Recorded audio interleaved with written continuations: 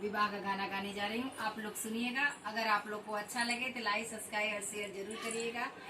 और एक लड़की अपने ससुराल जा रही है, ससुराल से आ रही तो अपने बाबूजी से क्या कंप्लेन कर रही है, उसमें ही गाना है विवाह का, आप लोग सुनिए। बाबूजी शादी न कैला बर्बादी कैला हो, बाबूजी शादी न कैला बर्बादी कैला हो, ऐसन बूढ़ावा दामाद कहाँ खोज अइला हो, ऐसन बूढ़ावा दामाद कहाँ खोज अइला हो।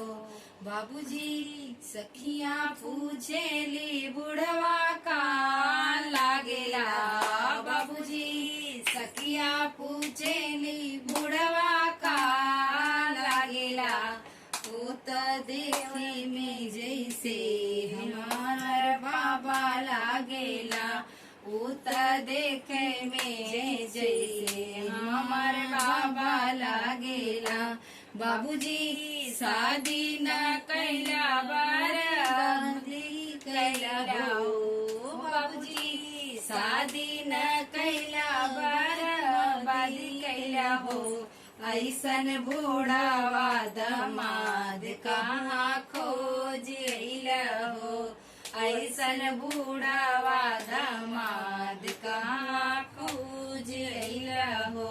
बाबूजी सखिया पूछेली देवर का लागेला, बाबूजी सखिया पूछेली देवर का लागेला, उत चाचा का उमरिया हमरे लाज लागेला, उत चाचा का उमरिया हमरे लाज लागेला।